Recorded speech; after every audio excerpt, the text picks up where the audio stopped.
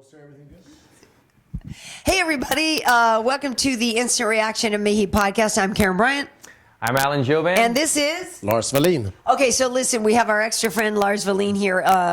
You've got more mat time with Royce Gracie than basically anybody on the planet, right? Possibly besides his family, yeah. I think his family. Non-Brazilian. Yeah, I'm not that, and his wife. Right. Oh, hey now. So Lars came over to watch the fights with us, and so we thought it would be sort of fun to have him here, especially because A, he's tipsy, but B, he actually knows a lot about fighting and everything, so we thought it would be fun to kind of bring him into the into the party. Meanwhile, our children are upstairs breaking things. Our academy is up. Yeah, we got Alan's little boy and Wade and my little daughter up there, so things are getting crazy. But... Yeah. And here come the tears. Might be a quick show. So, what are you going to say? I was going to say anything. I'm just listening to this. I totally lost it. It's amazing. So, UFC 198, in the main event, of course, Stipe Miocic, hashtag and new. Alan, is that what you expected? After the fight, I looked, me and you were doing this for like 2 minutes. We were in such shock. Stipe, man, I mean, so many times I picked against him. I mean, he keeps proving me wrong. That's not what I expected at all. But man, I mean, look, he did it. He did his thing. He knocked him out. Moving backwards, great footwork. I mean, we got some more to talk about it, but no, I was in shock to answer your question. I didn't pick that at all. Yeah, I had leading into this one, I had picked Fabricio Werdum because not only just because of the way that he had beaten Kane, but also it's Werdum fighting at home in Brazil in front of everybody. I thought that he would be sort of emboldened by that, and I thought that his chin would hold up to Stipe's punches, and that if the fight went to the ground, it would go to Fabricio. I did not expect him to get knocked out backing up at all. That was kind of crazy. So, shut up! You didn't expect that. That's bull crap. He was rushing in. Yeah, props to Stipe. Who it's funny, you know, when we were talking about this before. When you pick a fight, you may pick somebody to win. It doesn't mean you don't like the other guy. You know, we talked about this last week. Both of us, I think, thought Stipe beat Junior Dos Santos in that fight. Like, I got zero problems with Stipe Miocic, but I thought Werdum was going to get it done. I was quite surprised. What did you think about it, Lars? Well, I kept saying it before it happened. I kept saying I think the worst strategy for him would be to try to strike and stand and strike. Because of that weight class, it doesn't take a series of punches. It can be over any moment, one punch. Right. So why do that? But as you said, you know, he wants to shoot in, and he was just doing it carelessly, running forward. And I'm thinking in the last 3 months up to the fight, Stipe has definitely been working on that's going to happen. He's going to close in on me, and I'm going to work on moving in angles backwards and know how to punch as I'm moving backwards, which is exactly what he did. And I said, I think it's a bad strategy.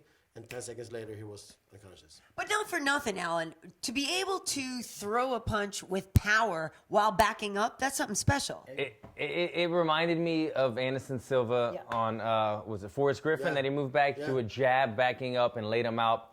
And you wonder how you can generate that much power. He's got power. He showed he's got power. He's got good movement. As Lars said earlier, he was moving. He knew he didn't want to have his back against the cage. That was obviously Verdum's plan. That was Verdum's plan from the beginning. You could see it right away. He was throwing 1-2, 1-2, trying to get him against the cage, trying to clinch up. He's not really a level-changing wrestler type guy. Twice before it happened. Right. He showed his hand. He showed his cards too early, and then Stipe was keen to it. He kept his footwork going and kept his hands punching. And he caught him. I think he kind of shocked himself, to be honest, that he knocked him out moving back with that punch. He was a bit shocked. More than 100 times in training that he was going to keep leaning forward as he moves backwards, like to working on moving so you can actually strike as you're moving backwards, and doing that as a strategy because it's going to happen and happen and happen. He did a great job of not going into full retreat mode. Right. He used his footwork to stay out of danger, but still be able to counter. Yeah, he did a great job of it. But I'm even saying yes, from a purely, from the technical point of doing that, the transference of power, you know what I mean? The body mechanics that it takes to deliver that much power while sort of backing up. And granted, you know, Fabricio's momentum is bringing him forward, but that's a tricky knockout shot, for sure. But you're also guys weighing 240 pounds, 250 pounds. Right. I mean, yeah, they can bring it. And you said it. I think we talked about this a little bit. We touched on this last weekend about the weight transfer coming forward. His feet weren't planted, but turning a punch over and a 250-pound man walking into it adds to the power. So it helped add to it. But man, Werdum it wasn't a TKO. he was knocked out. He didn't know where he was. I mean, Stipe jumped out of the cage. He came back in. By the time he came back in, Werdum was just waking up. He didn't know where he was. I mean, I felt, we said, we felt pretty bad for him. No, and I don't want to make light of it because I said before on last week's podcast, like, everybody knows I'm a bit of a homer for the King's MMA guys. Yeah, no, we were shocked. There might have been one of those slow single tears that rolled down because I love Rafael Cordeiro. His mom just passed away the other day. Yeah, the sentimentality of what this fight could have meant for everything was definitely there. This is the first time Fabricio's mom was going to be there to watch him fight. So for those reasons, I really was hoping too that things would go his way. But again, like I said, I got no problems with Stipe Miocic. No. And I think he's a great guy. And it's funny though, because he's a fireman. Like, when you think about what are the good guys in the world? Firemen are pretty much at the top of the list of good guys in the world. And Stipe is like a blue collar, like stand up, real good dude. Say more like, maybe. Well, you don't know. Yeah. You're Swedish. You don't know. Blue collar means salt of the earth, hardworking, hunter, like dude guy, man. Like, you know what I mean? So I'm happy for him. But my heart, the sentiment was definitely with Werdum and the Kings team. But I don't think it takes away anything from the interest of Werdum fighting again, because Werdum has technique in that weight class. He's one of the few that has incredible technique and showcases all the time. Mm-hmm. So he's going to be an interesting fighter to watch until he retires. Yeah. He can be knocked out a few more times and have a few losses and still come back. He's done it before. He's lost a few boring fights sometimes and come back and done some of the most historical, legendary fights and win over names you never thought he would win over, right? Mm. Well, so and we were even saying too that he's not done. No, regardless too, is you have to count him among the greats of all time. Yeah. When you think about the guy that first beat Fedor when Fedor had never lost, and all of the people that he has beaten, you have to give him props for that. Cain Velasquez was, Cain was the man. Come on. Absolutely. And going in, I agree on all those because of some of the wins that he's had. Going into this fight, thinking back at the fight, he came in, and I remember telling you when he walked in, I said, his body looked a little bit soft. That doesn't mean anything. I'm not doing the whole steroid thing. Anyway, but he didn't look as quite in shape, and I wonder if that was anything. That wouldn't have stopped him getting knocked out, don't get me wrong. If you get clipped on the chin like that, you're going to go down either way. But to me, he didn't look quite as in shape as he normally does. But he did look very in the moment. I remember when they were, Bruce Buffer was calling out his name. He looked very in the moment, very in tune. Maybe a little too relaxed, maybe not, but he was very in the moment and absorbing the energy of the crowd. And it just wasn't his night. You could see him reaching and stuff. Yeah. And I want to see him. If he could do it again, I know he'd probably kicking himself. He'd saying, man, I wouldn't have reached it. It was a game plan. It was a strategy thing. But he's too experienced to have underestimated him. I don't think that on his at this point in his career. Maybe it wasn't underestimation. But I think I agree with you because we talked about it. He was very, very relaxed. Yeah. Very relaxed. Maybe too relaxed. Too relaxed. Yeah. With a guy you don't shoot. One shot in his life that he's been waiting for his whole life. Right. Who's hungry, is driven. Yeah. Crazy strong and equally sized to Werdum. Yes. You don't do that. He was reaching for a shot. So he was out of Stipe was out of range and he was reaching. I would like to see him more nervous. Right. Yeah. So here's my question to you. Then, obviously Stipe is now the and new, and we know that at UFC 200, Cain Velasquez is fighting Travis Brown. Overeem just beat Andrei Arlovsky. Yeah. Who would you rather see Stipe face, Overeem or the winner of Cain versus Travis Brown? I'll start with you, Alan. Well, I think as of right now, Overeem deservingly is the guy. I think he deserves it too. He's the guy. And that's an intriguing fight. We were talking a little bit before this. I think if Cain goes out there, puts on a dominant performance, I still would like to see Overeem get it. But stylistically, style-wise, I think Cain, and man, I'm Stipe. Why am I still not giving you credit after you just knocked out Werdum minutes ago in front of my eyes? Yeah. But still, I think Cain, stylistically, wrestling and boxing of Cain against the wrestling and boxing of Stipe. Stipe holds the power advantage over Cain, but Cain has the cardio, the wrestling, the combo. I think if that fight happened, I think stylistically, Cain takes over with Stipe. I think I think Overeem deserves the fight, but I think it's up in the air with those two guys. Overeem and Stipe throwing punches. Who knows who gets knocked out in that fight? What would you like to see? Listen. I like Overeem to he should get the next fight. Yeah, exactly. Sure. I agree. Also because one of the coaches is a guy friend of mine. That's personal. But, you know. But anyway, obviously he deserves it. Kane, I just think, is a monster who will be a way worse pick for Stipe to meet than actually Overeem. I feel like Kane does what Stipe does better. He will stick to him. Exactly. Like he will be on him. Stipe could get in trouble on the feet with Overeem and then shoot on Overeem and take Overeem down. He can out wrestle Overeem, but he can't out wrestle Kane. Exactly. He will stick to him and be so close he wouldn't have the punching advantage that much, and I think that would be devastating for him. And nobody, I'm sorry, why aren't you guys giving Travis Brown a shot in this? Yeah, I know. I don't know. That's just Lars Van Lee, Do we have giving Travis Brown legitimate zero answer for love. that? I'm saying if you're talking about Kane and Overeem. Kane and Overeem. Look at Travis Brown beat Overeem.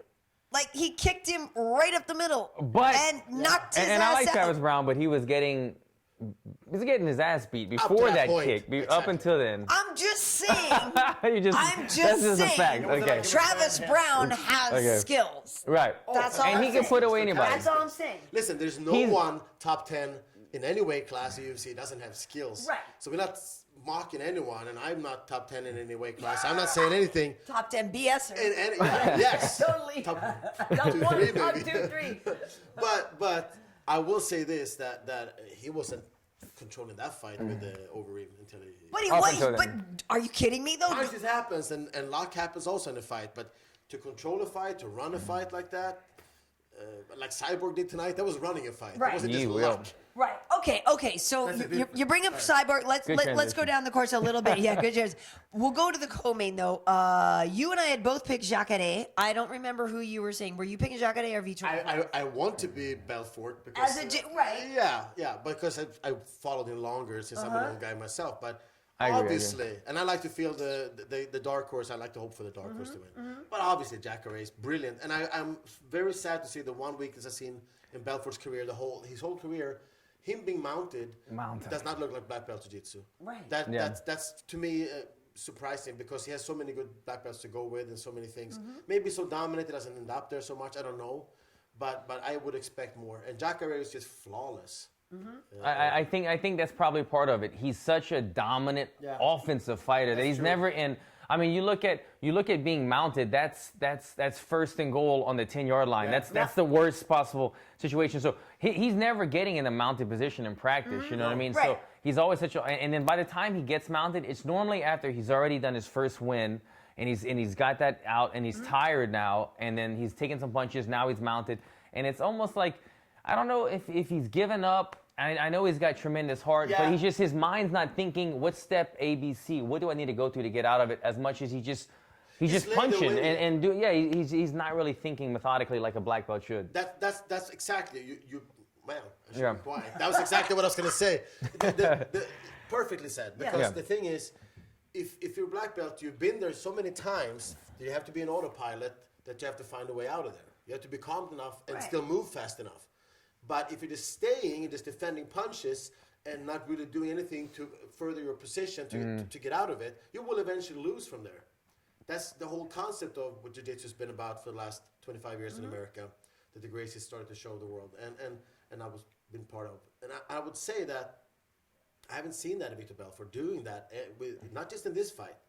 I can mention a few other fights. Weidman, obviously, that was And to me, that's surprising because he's such a hard training guy, such heart, and trains with so many quality guys, and he can find any good spar partner in the world. I don't understand why he's not there more often.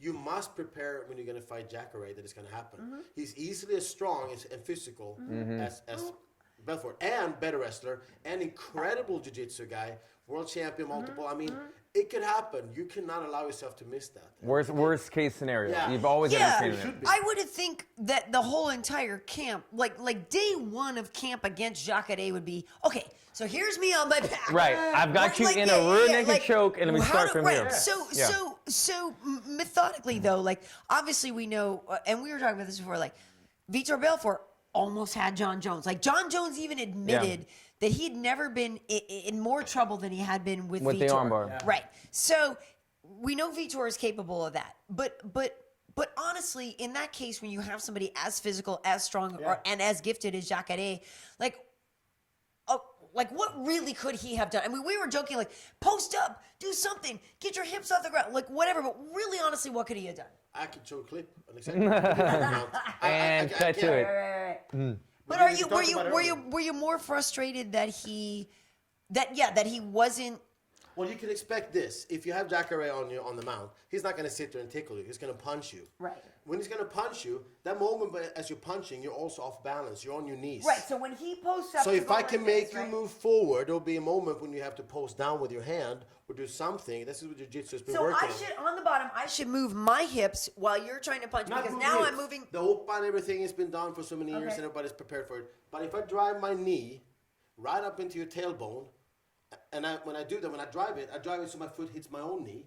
When I do that, I'm posting it up so you can't really push back against it. You're being moved forward for a second. Okay. That 1 second and move forward allows me to turn my hips. And by turning my hips, I can press against his leg and his foot pops up. And when his foot pops up, I can use my free leg to pop that foot like we talked about before and I showed. Kind of like a lock, Sort of, yeah. Kind of a lockdown for some people that are familiar with lockdown. Or we can go into actually submission from there. Right. And some other things from there. And when you spend hours and hours and hours on your back, you should be thinking about those things. I don't understand what the plan could be when you have a world champion, also black belt, who's equally as physical as you, and you're going to try to oopa him off. It's not going to really happen. Right, exactly. Like you said, like an oopa off balancing, it's been done. People are kind of over it. But at the very least, shrimping out, framing. Yes. You didn't even really see. I saw one attempt that he kind of tried to retain half guard again, and then as soon as the threat of the rear naked choke came into play, he went right back to his back. But there's there's a position where there's like an in between where you're kind of in half guard and you kind of have the rear naked choke, but you're still not too much in danger. You could still kind of hoping that he's working on the choke and therefore not punching, so you can actually when he's working on the choke exactly, then they're not punch you. But there's this in between game right there where you have to transition between half guard, the rear naked choke, and that's how you kind of finagle your way out of there. But of course, we don't know if it was dizzy, if he couldn't see from his eye, if he just wanted. Well, Vitor was a little bloody.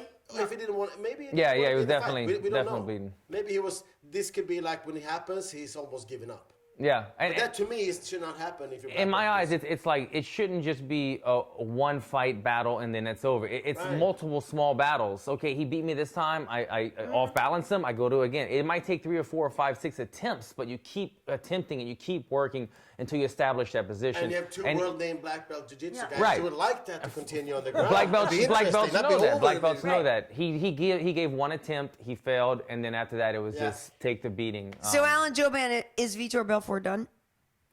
Man, is he done? I don't know. I mean, he's such a fighter, and he's still a big name in the sport.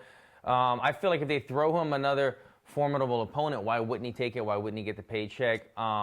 And he's still always going to be. I mean, power is the last thing to go, and he's still very powerful and explosive. He could still take out anybody in the first round. Right. No, we even said we thought Jacare would take it, but Vitor would be very dangerous for the first couple minutes. Exactly. Right. He's still very dangerous to anybody in the weight division. He's just starting to. I don't know if he's starting to show. Like you said, I mean, he showed in multiple fights that getting the mount is no easy task on Vitor. But once you've got the mount, he's usually pretty tired, and he kind of does 1 or 2 attempts, and then kind of somewhat gives up. But yeah, I don't think he's done. I think he'll fight.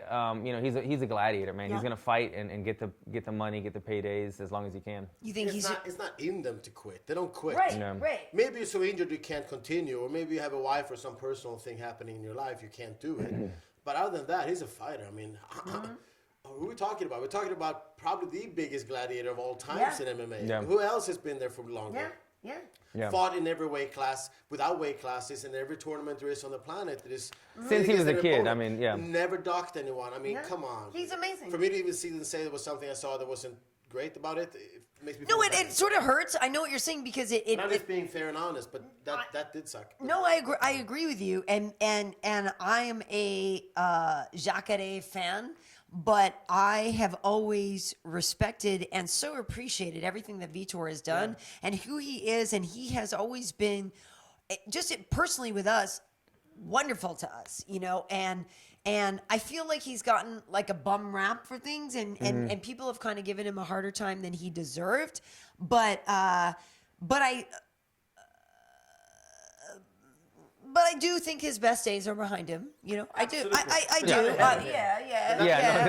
Definitely. I know. I mean, then again, let me just say this. That guy has an actor's face. That guy. Oh God, he's so handsome. Why is he not going into movies? Well, they did do. He and his wife had a reality show. No, I agree. Forget that. Yeah. I'm saying he could do things in Hollywood. Now MMA is so big. It's not just for a few hardcore fans. He's getting a bad action movie deal in Russia. He can actually do real big movies. Like he can really get into big things. And come on, how much more gladiator can he look? No, I agree. Knows he's not just faking it in the movie. That guy did it also. No, he's He legit. has done it. I agree. He just can do it. He I has agree. done it. I mean, all the guys he's been fighting though have been, you know, top 5, top 10 guys. Maybe he takes somebody a little bit on a lower level. But does he want to be a gets couple journeyman wins. now? Does he? But he doesn't.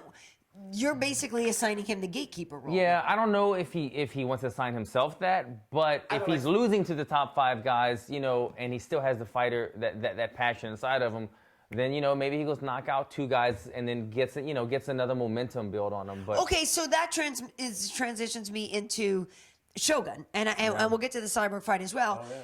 You know, a lot of people, and it was about 6 years ago. 6 years ago this week, literally, or a week and a half ago or whatever, that Shogun won the title, won the belt, and you know, people have said he was done how many times, and then, you know, he's got these amazing fights, and we were joking about it with Dan Henderson in that second fight, that Shogun was kicking his ass up until the second he wasn't. And Shogun, you know, the fight with OSP that ended up going down at 2 a.m, and it was a real fast saga. Like, I'm an unabashed Shogun fan. I think he's had some bad luck on some of his fights, but at the same, that's what I was going to ask you, because now, you know, some people are saying maybe he should try to drop to 185. Maybe he's a gatekeeper. Maybe he's over. He's only like 32 or 33, which is insane. In fight years, he's been around forever, right? But like, I'm curious, you know, what you guys are thinking with that, because, you know, Corey Anderson is a guy who he should have beat, who he did beat tonight by split decision. But like, if you think about the Shogun of old, most people will probably say he should have wrecked this guy. And it was closer than probably Shogun fans would have wanted it to be. Yeah, but, you know, with that said, I have to think, even though the Shogun of old would have wrecked this guy, Corey Anderson is a guy who's an up-and-comer. A lot of momentum no on him. disrespect to him. Yeah, and absolutely. A lot of guys that I haven't trained with Corey Anderson, but a lot of guys that train with him are saying that this is the next guy. This is the next guy to knock on the door. He's beasting 25-8.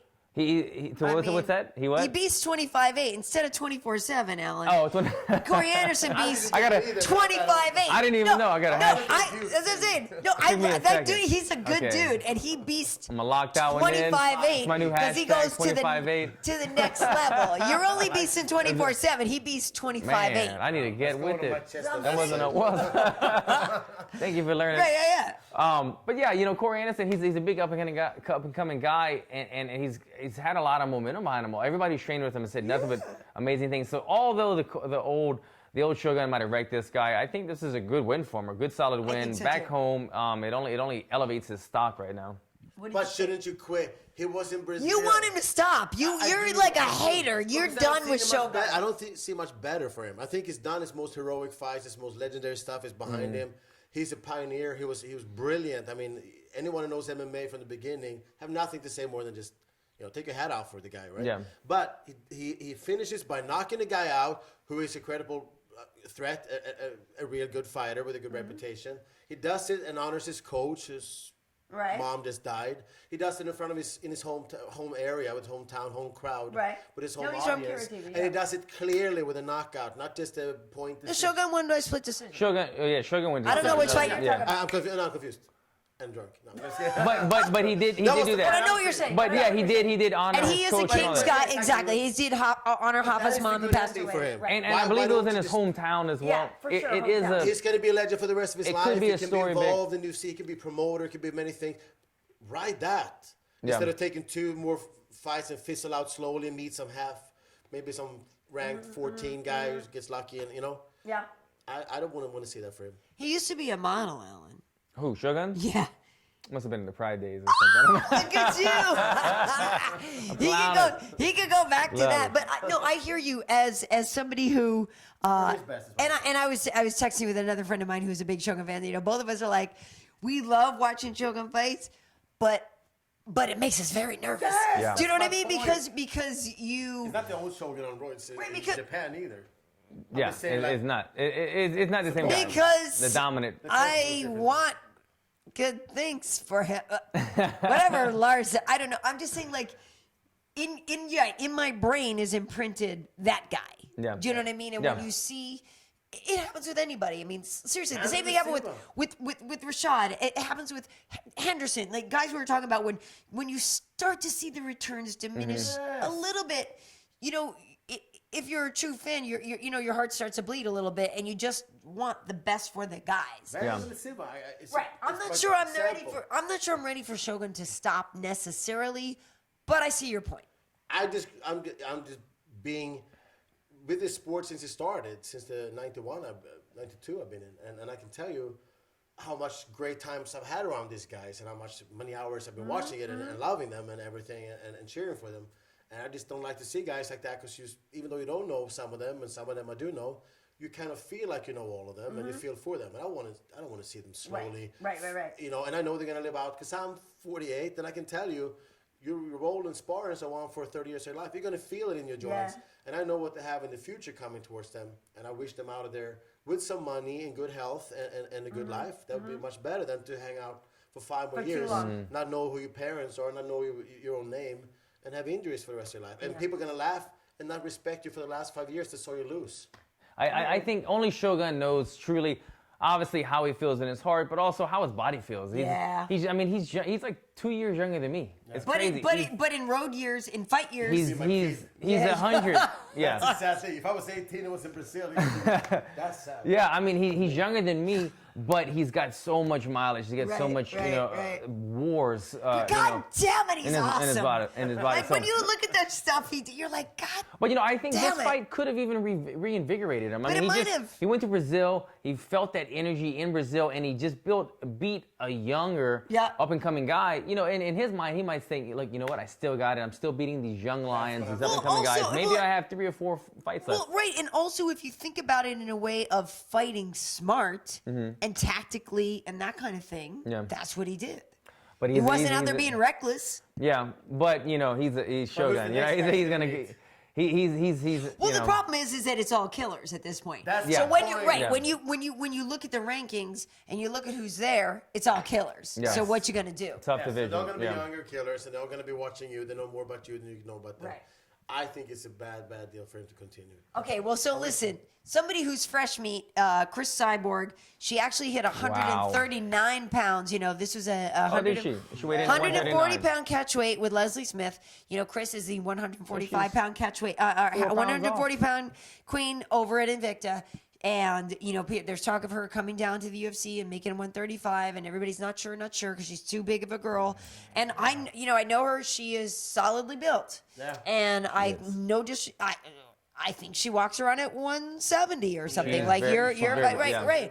She's a big girl and she's a solid girl, but she hit 139 pounds. Okay, and she looked pretty cut. She looked good. But if you can hit 139, I believe somewhere there's another 4 pounds to go or whatever.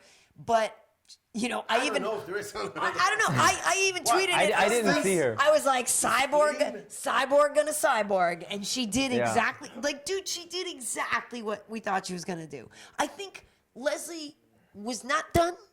If I'm gonna say this, because I think Leslie is a really tough girl. I don't think Leslie was out of it. I understand the referee's job and perspective to let the fighter live to fight another day. I don't think Leslie was completely done. That being said, it may have just been a postponement of the inevitable because Cyborg going to Cyborg. You said it the best. It was postponing the inevitable. It was going to happen. She was rocked. Cyborg was doing what Cyborg does. She smells blood and she goes right after it. Such a badass. I think part of the reason was not only was Cyborg applying the pressure, which puts the referee in a position where he has to do something. Right. When you apply pressure, they have to do something.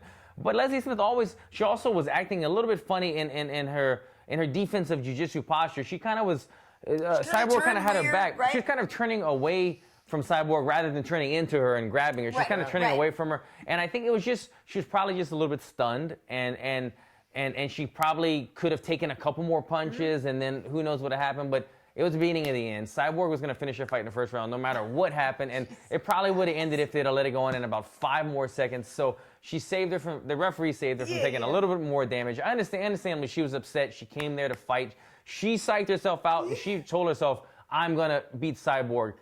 It wasn't happening, but props to her for taking the fight. But I think every girl says that, and then they get in there and they get pounded in the face a little bit, and they went. Body language-wise, I didn't believe her. Body language, I didn't believe her. When the referee watches, you're not even throwing a punch, basically. Yeah. You're just backing up, taking it from the best of the best, who's nailing it right in your face every time, and just going to work on you. At some point, the referee's got to go, you know what? You're not even defending yourself. That probably had a bit to do with it. You think she's the best? It was the build-up of it. It wasn't the last 5 seconds that made the ref decide that. She landed 95% of her strikes, Cyborg did. The moment is watching her methodically just being taken down, not doing anything, and just getting it worse and worse. And it's like, okay, that's it. Yeah. You think she's the best ever female fighter? Oh, for sure, I do. Yeah. I mean, it's still yet to come, you know. Like you said, she made 139. Maybe she makes 135. But when you look at, I mean, Ronda was obviously very, very dominant. Holly beat Ronda decisively, but then Holly lost to Miocic. I'm just curious who you think is. I personally think Chris is the most dominant female fighter that we've had. Put Chris 10 times out of 10 against Ronda. I think so. I mean, in my mind, it's kind of like what they've done in I don't know. I mean, you have to look at Ronda for the achievements that she's done and everything. Absolutely. Everything that she's done, and even though she never faced Cyborg, what she's not only done for the sport, but the way that she finished opponents, Cat Zingano in 14 seconds, like things like that, that is just will never happen again. But then when you think about who would you not, back in the Mike Tyson day, people used to say, would you fight Mike Tyson for $1 million? That's the kind of aura that Cyborg has. Up a monster. She's like a scary monster where none of the other girls possess that about her. It's a good fight reel. And she fought girls smaller and same size who did not have anything against her. I mean, to face her jiu-jitsu and her things. She's great. She's a monster, Ronda. I'm not saying anything bad about Ronda. I'm just saying Cyborg is a different level of monster. I don't think I've seen anyone. I've seen girls big. I've seen girls as strong. I've seen girls have technique. I've never seen a girl as all that and the monstrous effectiveness and drive that Chris Cyborg has. And how long has she waited for this child? Right. How much frustration and bullshit has she heard from people and rumors, reputation? It didn't make her any weaker. Yeah. She's just been programmed to wait like a white shark. That is a different animal. Yeah. No, I agree with you. Listen, for any day of the week, that's a different animal. No, and same thing. I agree with you. You know, for what Ronda has done, you know, Ronda left a mark, an indelible mark, because of not only what she was able to achieve in the octagon, but the attention she was able to bring to women and the positivity of what she did and the empowerment. Right. And she's fought more formidable opponents. That's what I'm saying. She's fought a lot of formidable opponents. She's wrecked them in seconds. And the way that she has raised the consciousness, you know, for female athletes, I think is fantastic. For athletes, period. That being said, I wouldn't even say female. No, for athletes. Absolutely. Every guy, even her weight class, would say, dude, that person is a badass. Totally. No matter what her. Totally. You know? I am totally down with Ronda. That being said, I covered Cyborg fights. I covered when Cyborg was fighting Gina. I covered when Cyborg was fighting Kelly Cobalt back in 2008. I was doing these fights. So I've known Chris for a long time, and Chris has been a wrecking machine from the day she walked through the door. Do you know what I mean? She's different. Yeah. No. She's a white shark. It's different. Yeah. You could be the best tuna fish you want. She's a white shark. There's only one shark I've seen. And I honestly, like, to me, you know, I know people give, like, as a woman, like, I look at Chris and Ronda and stuff like that, I'm like, F yeah. Like, I love that. I agree. I love that. And it takes nothing away from Ronda. I'm not just simply saying, Cyborg deserved this. She should have been there 2 years ago, maybe. Yeah. I'm happy for her, and I do hope that, you know. I'm glad she didn't quit. I'm glad she hung I don't know where she can shave those 4 pounds from. No, me neither. But like, listen. I hope she can find a way because we need to see these. This is what I'm saying. Because when I watch the weigh-in show and when I see that she hits 139, I feel like there was a collective like, oh no. Do you know what I mean? Like an oh no from all the UFC bantams because they were like, she's actually gonna make it. Oh no, because she's such a badass. I think UFC put the weight class at 135 so she wouldn't make it. You think so? No. Don't smash our pretty things. Yes. Yeah, but what a badass. What a badass. So listen, it was a real fun card. I don't think we can wrap up without also praising Damian Maia. You know, you're a Jits guy. You know, like he's a sticker. He's glue. He just you know he's gonna do it, and he does it. He just stuck all over his. He doesn't have to change his strategy. Fight after fight after fight after fight. Every fighter, every corner, every coach knows this is what it's gonna do to you. Let's try this. Doesn't work. Right. He's just right on you, right on you, right on you. Back I feel like there's guys going, Maya! How can you not give that up to guys? Done that. He's brilliant. Decades now. Brilliant. This guy, brilliant. I got nothing to say more than this, like thumbs up for jiu-jitsu. And guess what? He's in Alan's weight class. Oh no! You know, so the thing. Sorry. To contrast that though, on the contrast, he's brilliant at what he does. In my mind, I think about what does the UFC see in him is what I wonder. I wonder because we've seen in the past where they took these brilliant grapplers who had maybe 1 or 2 losses and they got rid of them because they didn't want the brilliant grappler who could destroy the division. Nelson. They always have a, they always have a chance, knockouts. a grappler's chance. You know what I mean? Right. He could submit anybody. If he went and fought Robbie Lawler tomorrow, he might just submit him in the first. He almost got Rory McDonald in the first round. Right. Yeah. He was this close to submitting Rory McDonald. And Rory McDonald's a fantastic practitioner himself. Right. And that's why he was able to escape it. But he's one of these guys that's super, super dangerous. Not the most exciting unless you really are educated in jiu-jitsu. When you're educated... Not just a fan. If you're a martial artist yourself, you're gonna go, wow, this is amazing. Then you can appreciate it. But if you're not really, if you're just a fan and you're not a fighter, it's hard to appreciate it. And I'm not knocking him. I'm saying, but for the fans and the UFC, in a sports bar, you're not gonna go. People weren't cheering for this fight. They were probably like twiddling their thumbs. So it's interesting to see where does he go from here. Does the UFC try to put back him and do they push him, or what happens next? You know, I mean, he's gonna continue fighting tough guys. But I don't see him leapfrogging guys and taking the contender fight. But you think about it, what he said in the post-fight, he's like, look, I've won 5 in a row. I've won 8 in this division because I know his manager, Eduardo, and Eduardo also works with Shogun and stuff. And like when Damian, because he used to be a 185er, and he was small for the division. When you look at his fight with Chris Weidman and stuff, you could tell he was too small for the division. And they basically said, look, you drop to 170, you do a couple of good fights, you're probably going to get a title shot because they respected what Damian did. Hasn't gotten the title shot. He's beaten all these guys. You know, he beat all these people they put in front of him who I don't know if I'm not saying they didn't want him to beat, but he beat all these young up and comers. If we're talking about proving yourself, old guard, new guard, Damian's all there and he's shut all these guys down. And I think it's a hard thing to not give him the shot. Listen, we're tight with T. Woodley. Woodley. I think Woodley should get the next shot because I think he's earned it too. But when you think about T. Woodley, then you look at, we just were hanging out with Stephen Wonderboy Thompson last night. Wonderboy, if he gets past Rory McDonald or whoever wins that fight, has a great argument for a title shot. But Damian Maia has also a fantastic argument for a title shot. Who do you give a title shot to? The guy who's most exciting to watch fighting because it's an entertainment sport? Or do you give it to the guy who actually deserves it because he beat all the best people to get there? It may not be the most exciting fighter to see. Do you do it because he deserves it because this is a sport and he has the right for it? Yeah. Or do you give it to the guy who has really cool hairstyle and really wild before and gives crazy? But listen, I go for the athlete. That's how it happens. Well, and I think Damian has done a lot to deserve it, but if I'm looking at Woodley, but he could get hair. He could get hair. Woodley beat Condit, and everyone's like, he only beat Condit because Condit got hurt. Guess what? Does it matter? Yeah. Guess why Condit got hurt? Because Woodley effed his leg up. Yeah. Do you know what I mean? Yeah. And so it's like that to me is BS, and I think that Tyron doesn't get respect for winning that Condit fight like he should have. But at the same time, like I said, we were with Wonderboy last night. Wonderboy kind of wrecked Johnny Hendricks. If he gets past Rory McDonald's too. Another new. I just said Rory McDonald's. This is gonna be. He goes through the drive-through at Rory McDonald's. I'm sorry. Can I get a double hamburger? Whopper. Yeah, no, Whopper's Burger King. You can tell I don't go to McDonald's. I don't know what you're supposed to order there. as I grimace. Get it? But honestly, such a good fight. So coming in that one, Rory McDonald, Wonder Boy.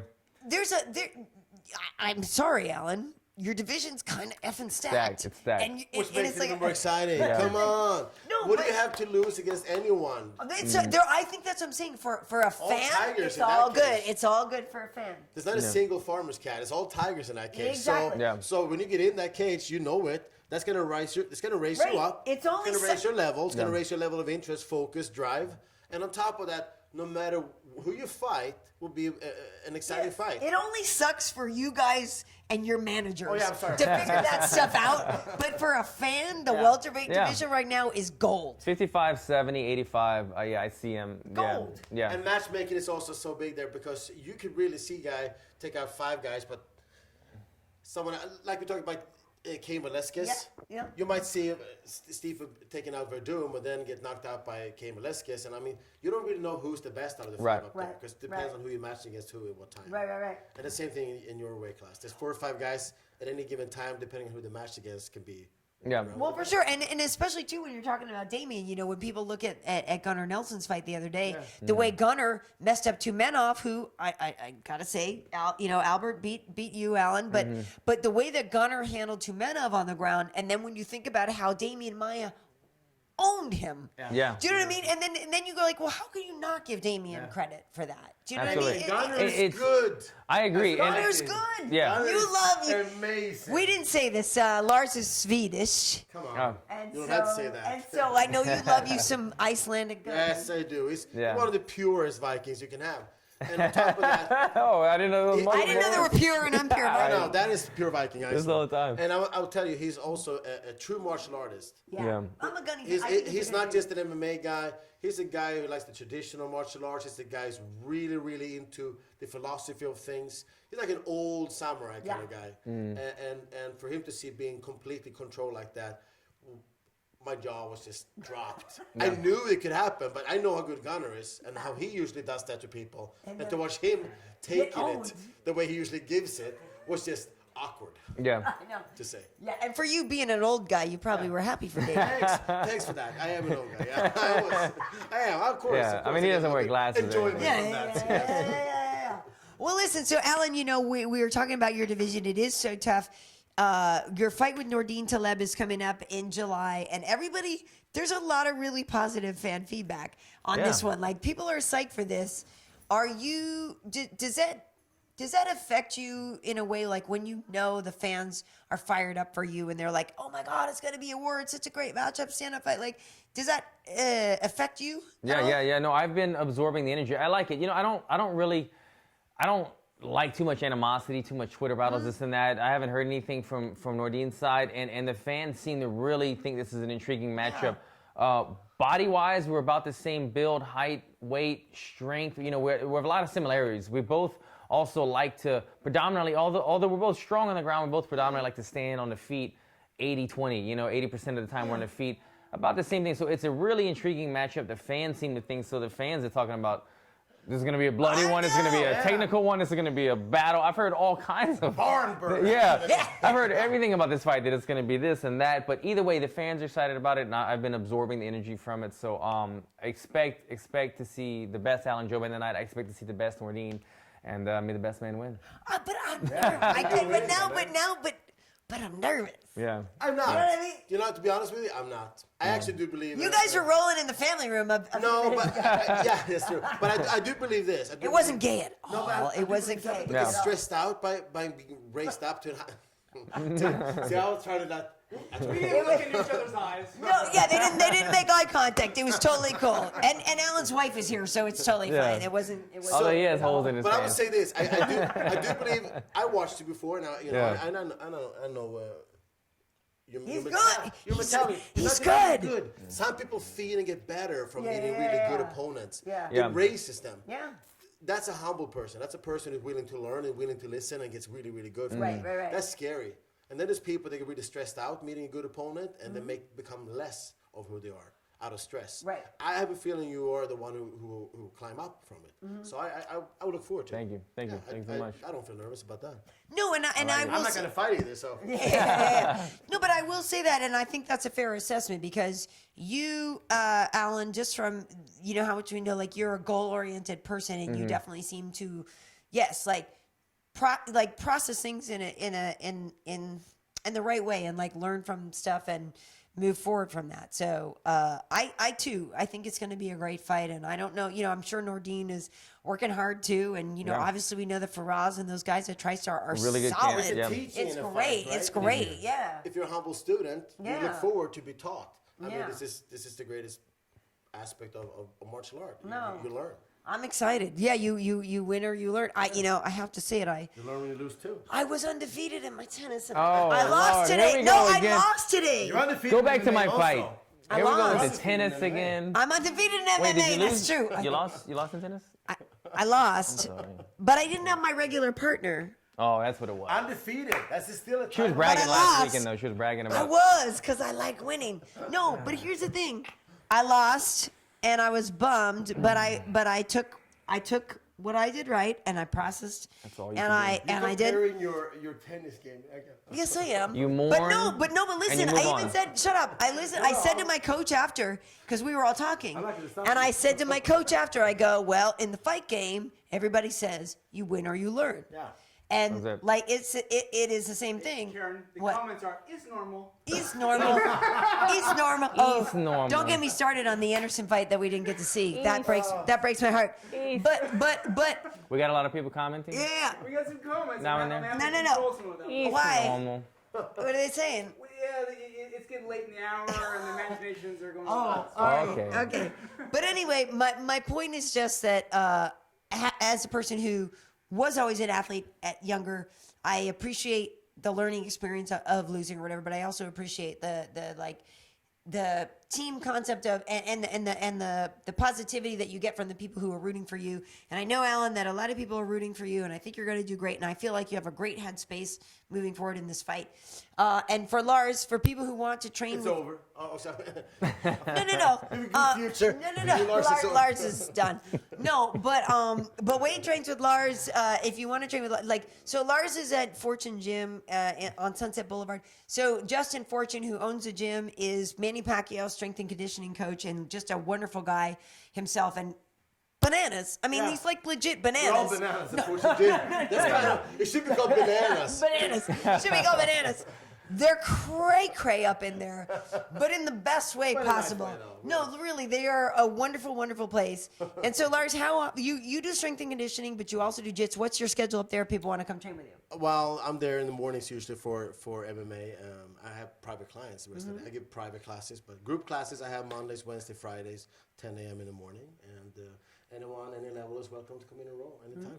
And again, 11 a.m. Viking conditioning. Viking Conditioning conditioning. class daily, Monday through Friday. Is that what it's called? Viking? Yeah, conditioning? if you want to get friendly with. PR is just Yeah, like no, dragging no. at me. But no, daily I give classes, and you can find it on Lars Wallen. Valine, it's Plug it Valine, away, but it's plug spelled it with a W.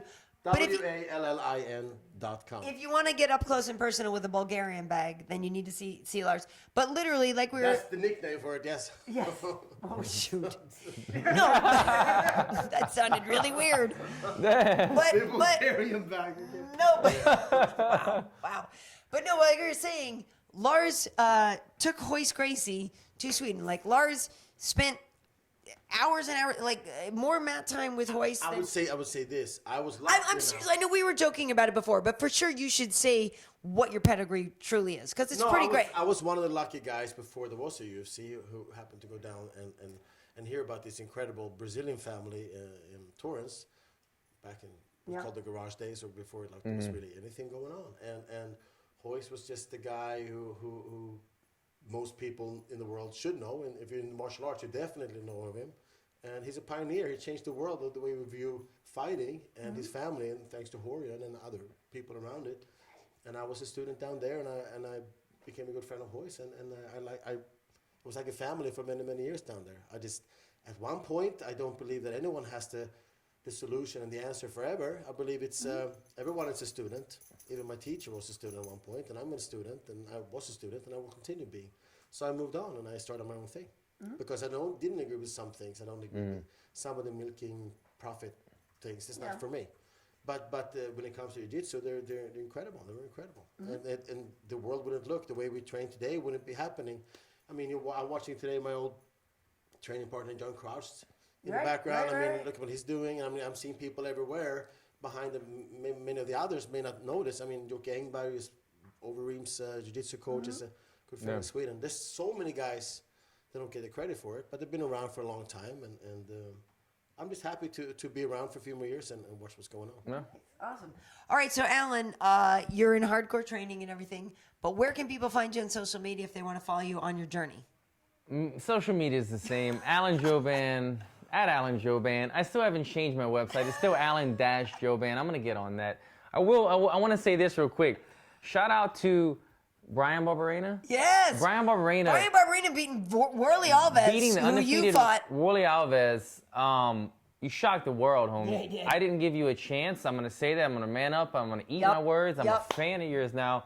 Man, I was shocked. I went back and I watched it. I got here a little late. I watched your fight. You did phenomenal. Did great. You got a chin. You stood in the pocket. You bullied the bully, and that's how you beat him, man. Congratulations to you, bro. How good of a guy is he? Like literally, it's like annoying how good of a guy he is. Yeah, you don't want to meet someone who's humble. I know. And everybody's like, is he nice too? And he's handsome? And I'm like, I'm sorry. I didn't give him a chance. I had to. I got to make up for it. That's good. Dude, solid. Okay, so Lars, and if people want to train with you, we know you're up at Fortune Gym, but if they want to follow you on social media? I don't have Instagram. Good Lord. Lars, you can write to him via snail mail. Lars Philippe. He lives on, where do you live? Gardner Street? Where do you live? Gardner, or what street do you live on? Genesee Ave in Los Angeles, California. Just write to Lars, the guy with the big dog. What kind of dog is he? He's a Burmese? Burmese Mountain. Yeah. Lars, the guy that walks around with Odin on Genesee Ave. You reached me on Fortune Gym. I'm really bad with social media. Sorry. Lars is more of a hands-on guy. That's right. I give privates. Privates. Wink, wink. With the bag. You can find me. KB Heat on Instagram, Karyn Bryant on Twitter, and on Facebook. You can also look for MMA Heat on Facebook. You can find me on UFC Tonight. You can find me on FS1 as well. Always having a good time. Thanks so much for watching. And thank you, Alan and Lars, for watching with me. This was a good time. Over. Yeah, cool. We'll see you next time, folks. Woo!